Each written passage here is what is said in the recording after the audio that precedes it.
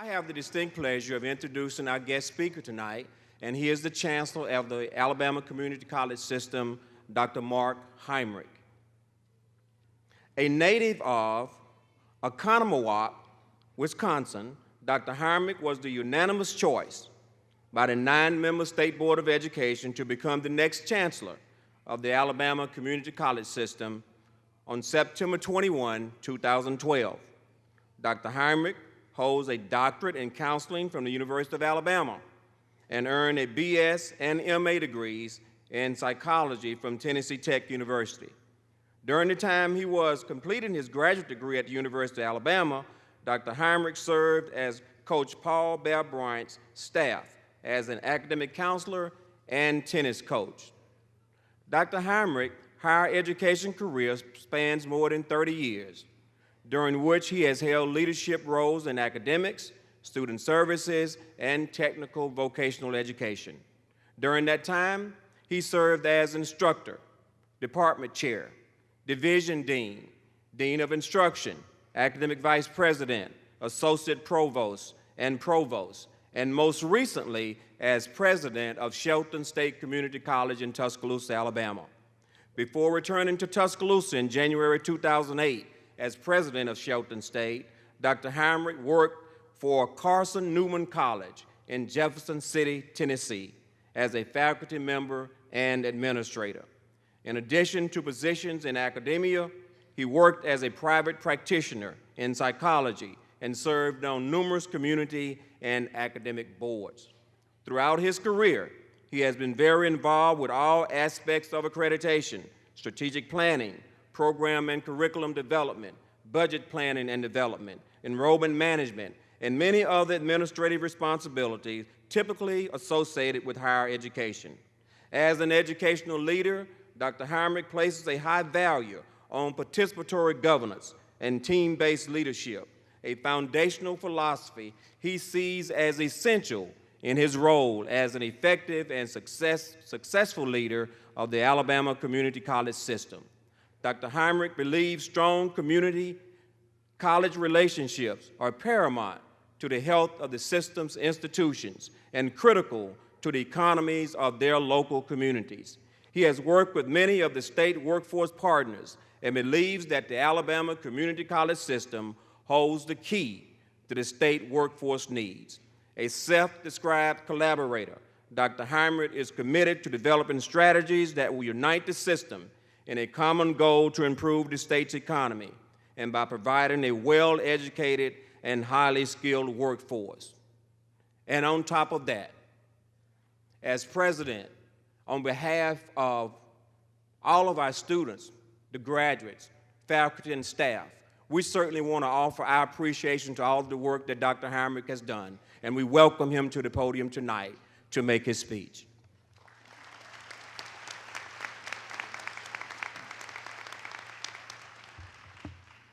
Good evening.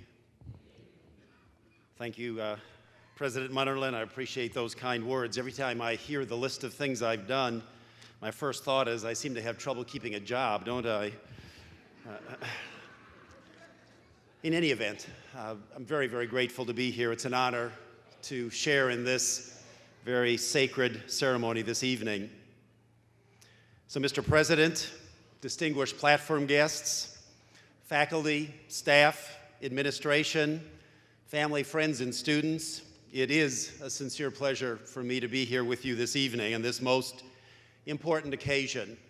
Commencement is a big deal in that it recognizes and celebrates a truly significant milestone in the lives of these soon-to-be graduates. And I want all of you to know up front that I bring you hearty congratulations on the part of the entire Alabama Community College System. We are very proud of each and every one of you for completing your program of study, and we look forward to many exciting things from each of you in the future. Now, no doubt, each of you graduates has family and/or friends here tonight who are very proud of you and excited about your accomplishments. And if you would indulge me for just a moment, I'd like to recognize those family members and friends. So to start with, if you're a friend or family member or relative of one of these graduates, would you please just raise your hand for just a moment so we might recognize you?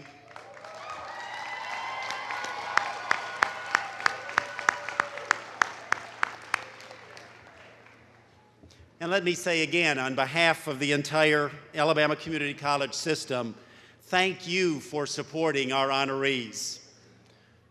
There's no doubt in my mind that the road would have been much harder and much more challenging for these soon-to-be graduates had it not been for your faithful support and encouragement. Thank you. And graduates, I would strongly encourage you to thank each of these who have stood. Just take a moment sometime during the next day or two, tell them personally how much you appreciate what they have done for you. I'd also like to remind the faculty, staff, and administration of that which they already know, that the work they do, that the work you do, is sacred and takes second place to nothing. Yours is a first-order profession. Educating and training the next generation is sacred work, and I thank you for your conscientious and meticulous efforts as you prepare these women and men for their future. So, if you're a faculty member, a member of the staff or administration, would you please stand for a moment so we might recognize you?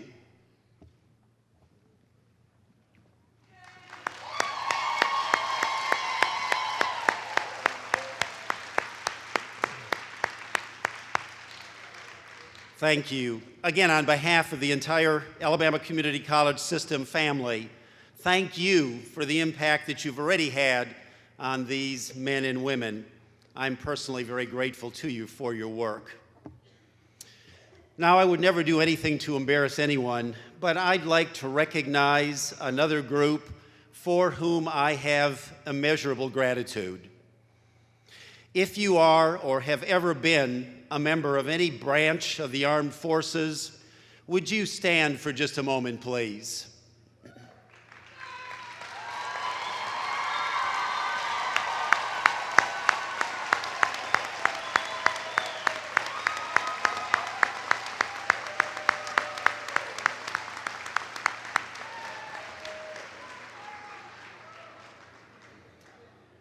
If you've not been told lately, thank you for your service to our great country. We are enormously indebted to you. And of course, our honorees, or soon-to-be graduates, congratulations to each of you. We are very, very proud, and we look forward to many wonderful things from each of you in the future.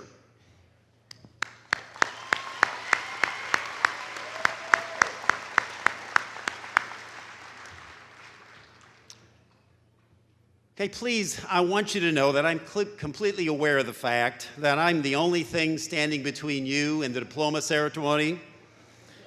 So this is the deal. Okay, I've got a 60-minute speech here, but I could be persuaded to knock that down to 10 minutes if.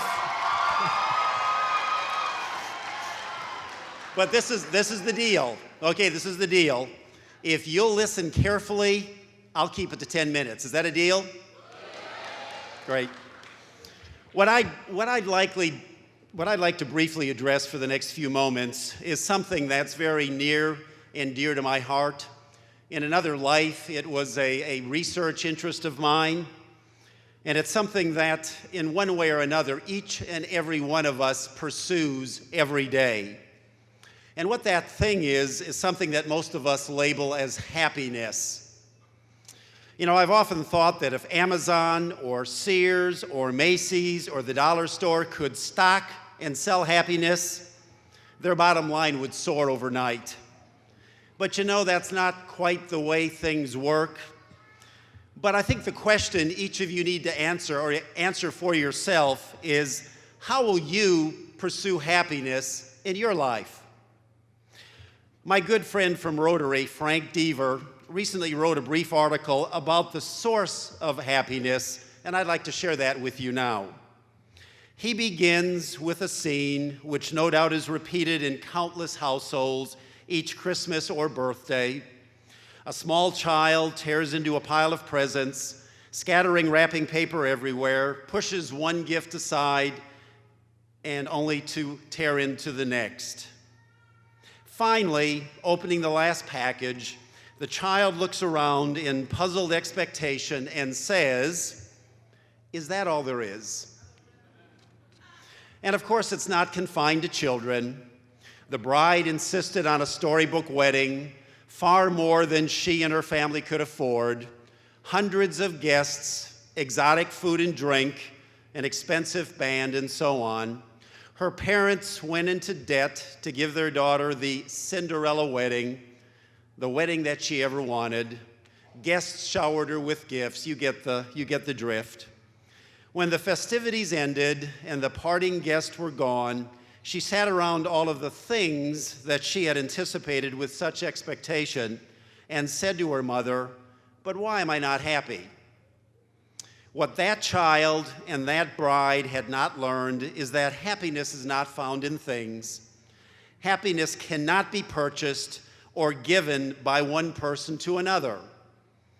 Now, the commercial world is in the business of trying to sell you happiness. Merchants want to convince us that if we'll be happy if we buy their cosmetics, their clothes, their electronics, their cars, and on and on and on. And even if we buy, and even if we're satisfied with a purchase, we soon discover that that item doesn't bring us true happiness. There was an interesting study in 1971 that made several very fascinating discoveries about happiness and its origin. The study was very scientific. It had a large number of respondents, and those respondents were from literally around the world. Now, according to the study, happiness correlates with 4 action choices or activities with which we choose to participate. And I'd like to share those 4 with you at this point. Number one, healthy relationships. Healthy relationships with truly devoted friends, coworkers, and spouses are central to happiness. Individuals who have learned how to develop and maintain meaningful and fulfilling relationships are happier and healthier throughout their lifetime. And the skill set necessary to accomplish and maintain healthy relationships is learned. I would encourage you to learn this important relational skill set if you've not already done so. And that is a skill set you can learn and develop. Number 2, caring for yourself. The study's results yielded a very powerful correlation between happiness and an individual's intellectual, emotional, and physical health. So what does all this mean? Well, in a nutshell, on the intellectual dimension, never stop learning. Continue to address your need for knowledge. That's almost innate in each and every one of us. On the emotional dimension, you must feed and care for your social and feeling side. Now, often people have difficulty expressing feelings or even recognizing how they're really feeling. If this particular skill is lacking, emotional health will suffer. And let me stop here for a minute and say, guys, those of us with the M, the male, we really struggle with this one. It's something that we really need to work on in our life, and I would encourage you to do that. So let me encourage you to actively develop this important skill. On the physical dimension, you all know this, but we must take care of our bodies. Exercise, proper diet, managing medical issues, and addressing stress in our lives are all very important for happy and healthy lives. So if you're unsure about any of these, I would encourage you to read and learn how best to manage these essential life skills. Number 3, spiritual health. We must participate in and study areas like values clarification, resolving ethical dilemmas, meditation, and more. But listen to this next piece, this next conclusion that the study yielded. The study also found a strong correlation between happiness and recognition of God or acknowledging a force greater than ourselves. Our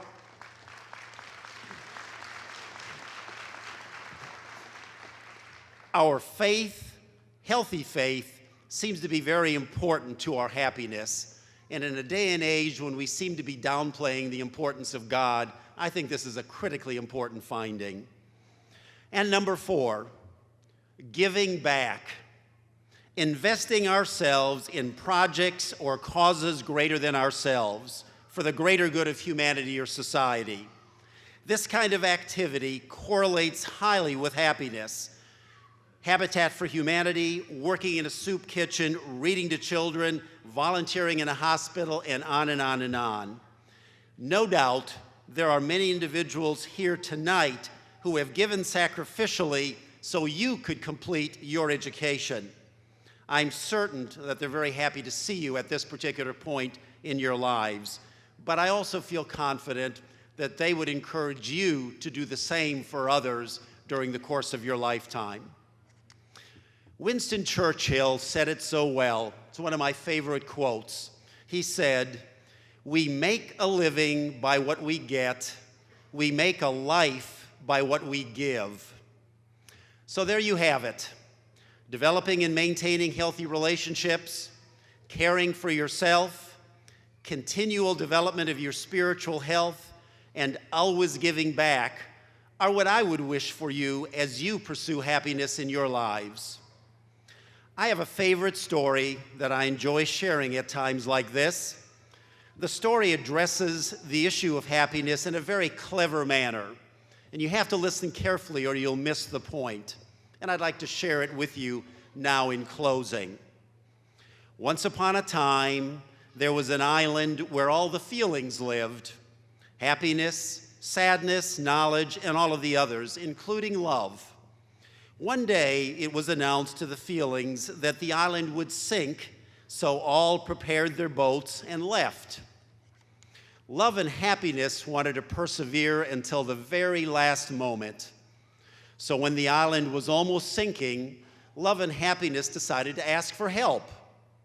Richness was passing by love and happiness in a very grand boat, as you might expect. Love and happiness called out and said, "Richness, will you help us, please?" Richness answered and said, "Oh no, I can't. I've got a lot of gold and silver in my boat. I'm sorry to say that there's really no place for love and happiness here." Love and happiness decided to ask Vanity, who was also passing by in a beautiful vessel. "Vanity, please help us." "Oh, I'm sorry, I can't help you, love and happiness. You are all wet and dirty and might soil or damage my boat." Sadness was close behind, so love and happiness asked for help from him as well. "Sadness, let us go with you." Oh, love and happiness, I am so very, very sad. I just need to be by myself tonight." Suddenly there was a voice, and the voice said, "Come, love and happiness, I will take you." It was an elder. Love and happiness felt so blessed and overjoyed that it even forgot to ask the elder his name. When they arrived at dry land, the elder went on his way. Love and happiness, realizing how much they owed the elder, asked Knowledge, another elder, "Who was it that helped us?" "Oh, it was Time," said Knowledge. "Time," answered Love and Happiness in unison. "But why did time help us?" Knowledge smiled with deep wisdom and answered, "Because, you see, only time is capable of understanding how great love and happiness are." So don't settle for anything less than the real thing. Take this precious life that you have and make it into your own. And always remember, as you travel this road called life, it's always much more fulfilling if it's shared with good and faithful friends while caring for yourself, maintaining your spiritual well-being, and giving back to the world in which you live. So I end as I began. Great job, faculty, staff, and administration. Bravo, friends, family, and relatives. And congratulations, graduates. We are all proud, and we so look forward to many great things from you in the future. God bless you.